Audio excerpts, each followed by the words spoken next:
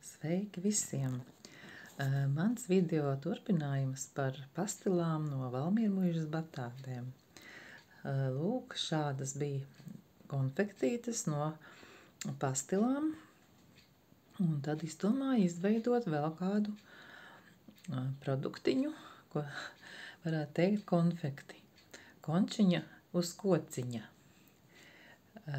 kuras arī bija kafēnīcu dienās 2022. gadā, un nosaukums viņā bija Batātu čups deluxe. Te ir iekšā pastila no batātes, baltā šokolāde un dzērveņu gabaliņi. Lūk, šādi mēs varam izveidot paši mājās konfektītes. No jāiet uz veikalu.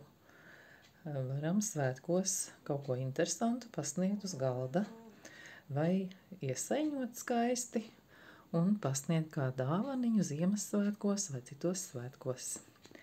Vai jums arī patīk gatavot mājās pašiem kaut ko dažādus gardumus?